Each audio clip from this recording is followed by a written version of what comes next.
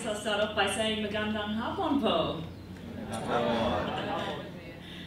So yeah, my name's Meg Redway and I'm here in the Philippines as an AVID volunteer for 9 months. My host organisation is a small NGO in Chaoong, Quezon province, Bethsaida community-based rehabilitation services for the disabled. And luckily we've just heard a little bit about community-based rehabilitation, and Bethsaida shares many similarities between the goals and the missions and the programs and activities that Simon and Cyrene run. So back in Australia, I come from a speech therapy background, and as a speech therapist, I work with children and adults that have trouble with communication or have trouble with swallowing and eating and drinking. So same muscles, just different functions. The aim of my assignment here in the Philippines was to develop a speech therapy program and build capacity of my colleagues at Bethsaida to be able to support people with speech and language difficulties. Bethsaida, CBR, we provide services for people with a range of physical and mental disabilities, including autism, Down syndrome, cerebral palsy, developmental delay, hearing impairment, and intellectual disability. Bethsaida organise and coordinate a range of programs across 10 municipalities in Quezon province. Some of these include, we've got a SPED program on site at the office in Chaoong. We run home-based tutorials for children with special needs who are unable to access schools. We organise people with disabilities and parents of children with special needs into advocacy and support groups at a barangay level. We work on educating community groups and local government units about the rights of people with disabilities. They also offer financial support for livelihood projects when there's funding available. They provide skills training for members of the local community. So at the moment we've been doing speech therapy training, but they also run training for sign language as well. And finally, they are quite heavily involved in running medical missions. So we have eye and ear screenings, cataract operations, minor surgery, ear cleaning. There's quite a range of things that they're involved in. So working at Bethsaida and living in the nearby town of Candelaria, I'm the only foreigner, so to speak of, in a relatively small and rural area, and as a result, I tend to be the subject of a lot of interest from people I meet on the street and people I come across in my host organisation. Some of the most frequent questions that I get in Candelaria and Chaoong tend to be, which state in America are you from? Are you single? Have you tried the loop yet? And why did you come to the Philippines to volunteer? And the answers I tend to give to these questions, I usually say, well, actually I'm Australian, and I don't know your Uncle John in Sydney, I'm sorry. I have a boyfriend, and I don't need a Filipino one as well, thanks. I have tried the loop, but I won't be going back for seconds. But I guess it's this final question, why did you come to the Philippines to volunteer? This is a bit more of a harder question to answer. So after several busy and exhausting years working in private practice in Australia, I was ready for a change and a challenge. I wanted to have an adventure, but most of all, I wanted to believe that I was making a difference. When I first applied for my assignment here, I was full of excitement and eagerness. I wanted to change the world and fix all the speech and language problems in the Philippines. And I think you can agree, this is a pretty big task. So, volunteering with the AVID program, it's certainly brought many adventures and challenges, but after almost 9 months here in the Philippines, guess what? I haven't fixed all the speech and language problems in Chaoong, let alone the rest of the country. But what I have learned from volunteering in the disability sector and listening to Paul Kelly songs on Australia Day is this: from little things, big things grow. Volunteering in the disability sector has certainly been a challenging and eye-opening experience about the situation of people with disabilities in the Philippines. In 1991, the Republic of the Philippines passed the Republic Act 7277, which is also called the Magna Carta for the rights of people with disabilities. Basically, this outlines the rights of people with disabilities to access healthcare, education and employment opportunities. It basically it says that people with disabilities have the same rights, are entitled to the same basic rights as the rest of us. Unfortunately, There are many challenges when it comes to enforcing this legislation at a local level, and sometimes there appears to be a discrepancy between policies and practices. People with disabilities continue to face many barriers that prevent them from accessing the same services and opportunities as other members of the community. And from my experience, it's often community attitudes and a lack of understanding about disability that can create some of the biggest barriers, both in Australia and in the Philippines. To illustrate this point, I'm going to see if I can work out how to get this. Yes, here we go. So to illustrate this point, I'd like to talk a little bit about one of Bethsider's clients. So this is Andre, and he's one of our students at the special ed program that we have at Bethsider. He's a very cool 18-year-old boy. He's extremely intelligent, he's got excellent English, and he's got a fantastic sense of humour. One day, his dream is to visit Hong Kong, and like any 18-year-old boy, he'd like to find himself a nice girl. Unfortunately, Andre has quadriplegic spastic cerebral palsy, which means he walks differently, he has trouble using his hands, he's an extremely messy eater, and his speech is very slurred and unclear. Now, despite his intelligence, most people, when they meet Andre, they assume that he has an intellectual disability because of the problems with his speech and motor control, when in fact only about 50% of people with cerebral palsy have an intellectual disability.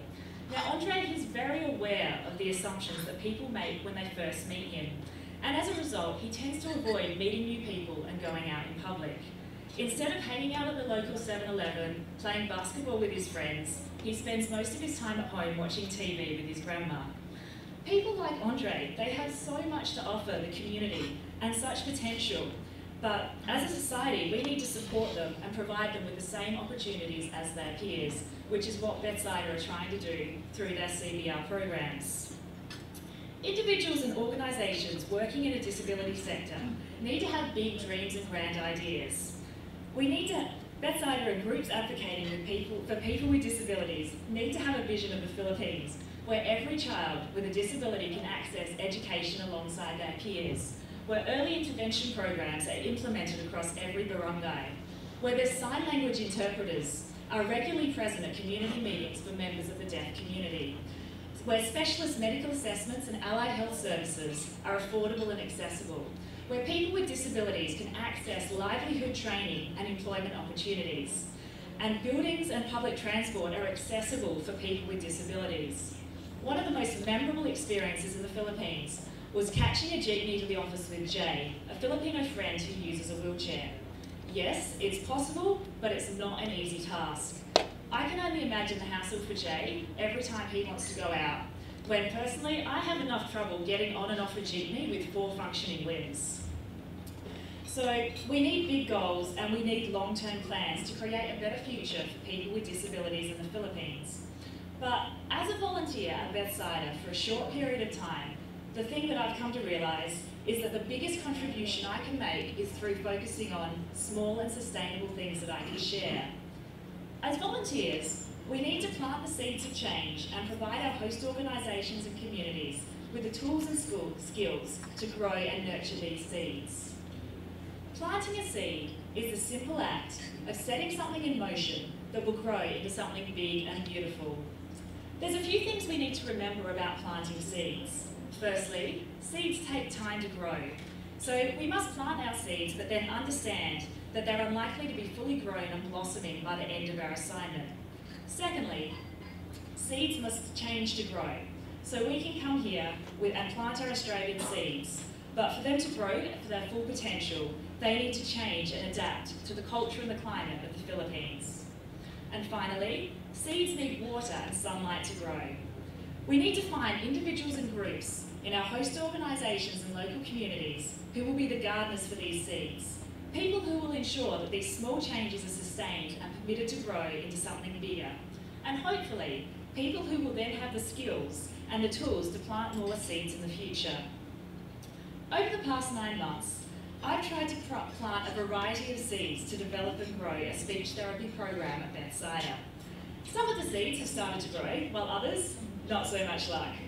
But I guess my seeds of change from my assignment have come in the form of skills and knowledge in assessment, diagnosis and treatment of children with speech and language impairments. My most successful seeds were planted in collaboration with my Filipino colleagues, or gardeners. Together, we've created assessment tools and therapy resources, we've delivered assessments and therapy for clients, and we've run workshops for parents, teachers and daycare workers in the local community. Now, I'd like to tell you about some of the amazing gardeners that I've come across during my time in Quezon province. Now, the first gardener that I encountered at the beginning of my assignment was Pastor Zernan. So he's one of the CBR coordinators at Bethsider, and he is my biggest champion and supporter of speech therapy. He's been invaluable in helping me plant the seeds of Bethsider's speech therapy program. He was the first coordinator to take me out to the field to meet parents and clients, and from this we've been able to develop speech and language assessment tools. I remember the first time we went out into the field for Pastor Zernan to be able to practice using some of our newly developed speech and language assessments. He was extremely nervous to be the speech therapist for the first time. So before we went out, we talked about the process of assessment, and I assured him that if anything happened, I would be there in the room to help him. Unfortunately, sometimes things just don't go according to plan. The first client we visited, who's here in this picture, was Princess. She's a 3-year-old girl. She doesn't have an official diagnosis, but she's delayed in all her developmental milestones, including speech and language.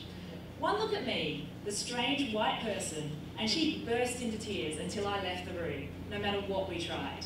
It happens from time to time. So as I stood outside in the cornfield trying to peer through that window, Pastor Zernan got in there and he did his first speech and language assessment all by himself. After a quick consultation with me outside, he went back in and he discussed the assessment results and recommendations with Princess's parents. I was so proud of him that morning. In this instance, I planted the seeds of Bethsider's speech program, but I needed my local gardeners to help them grow, because unlike me, they don't make small children cry. The second gardener I'd like to talk about is Bernadette. Now, Bernadette is a relatively new volunteer at Bethsider, and she only came in November last year. But she has taken to speech therapy like a duck to water. So she originally came to help out with office work and administration, but now she's heavily involved with teaching and therapy for students in our special education program. Now, is that the... Okay, so Bernadette is the lady on the right-hand side with the blue t-shirt and the pink stripes. Unfortunately, I don't have a picture of Bernadette working with clients. The one client we have, as soon as you pull out a phone or a camera, he kind of wants it and will have a meltdown if you don't give it to him, so I haven't been able to get a photo of him yet. So Bernadette's, I guess her skills as a gardener really shine through with her involvement with a very autistic 8-year-old boy, Tim. The first time Tim ever attended any formal education was last year when he enrolled in Bethsider's special education program. Now, Tim's parents have tried to enroll him in special education programs in local schools, but they were told he's not ready to start school until he can learn to talk. When I first met Tim, he was unable to communicate with his family. He had no interest in engaging with other people. He spent most of his day watching the wheels spin on a toy car. And lots of the staff at Bethsider were unsure how to handle Tim and where to start with his therapy and tuition. So even though Bernadette was new to Bethsider and new to working in a disability sector, she agreed to help me with Tim, and we saw him for an hour most days. After 4 months, Tim will now happily engage in activities for just around about an hour. He can ask for more, and he can tell us when he's finished using simple hand signs. He can say the names of some of his favourite foods and animals. He'll give high fives and wave goodbye. And when it's time to go home, he can now tell his dad, "Let's go," before he gets on the bike behind his dad and they ride off down the street. So this is amazing progress in 4 short months, and it's largely thanks to the involvement of Bernadette and her willingness to develop new skills, to ask questions, and to take on board new ideas. For the past month, I've been pretty busy with other parts of my assignment, and Bernadette has taken over most of Tim's sessions. In fact, she's now teaching Lily, one of the other administration people, to assist her. And nothing makes me smile like walking past a classroom and hearing Lily and Bernadette singing Pa'atuhod Balikat Ulo, and then with Tim joining in the song from time to time. Bernadette's another amazing gardener with the motivation to nurture and grow the seeds of Bethsida's speech therapy program.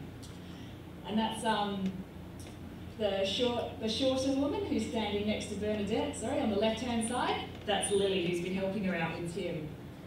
Okay. Last one. So the final gardener, or group of gardeners, I'd like to tell you about is an NGO in Lucena City, Harvest of Hope. So a mother named Adele started Harvest of Hope 15 years ago when her son was diagnosed with autism and she couldn't find the education or support services her son required. So she started her own organisation. Harvest of Hope is now developed into a special education school that teaches skills and livelihood projects. And what I really love about Harvest of Hope is the efforts they take to get their students enrolled in mainstream schools, which is so important for creating an inclusive society. So I first met Adele at a network meeting for local NGOs, and she invited me to just come and have a quick chat with some parents from Harvest of Hope. The next week, I got an email asking if I could also speak with her teachers and therapists. So as this email exchange continued, my little chat turned into a speech therapy workshop for over 70 people, including parents from other towns and special education teachers in the local public schools. I was amazed at Adele's passion for autism and her desire to share information and resources. At Harvest of Hope, Adele has assembled an educated and dedicated group of teachers and therapists who made the most of having access to a speech therapist. And we had a very intense afternoon of questions and discussions. So these are some of the teachers and therapists at Harvest of Hope, and this was our sort of afternoon after we finished the workshop, just talking through, specific clients, therapy techniques, everything. So now, at Harvest of Hope, Adele has already planted seeds that have started to grow into seedlings. So in this case, I was helping Harvest of Hope to fertilise their seeds and allow them to grow into something bigger and better.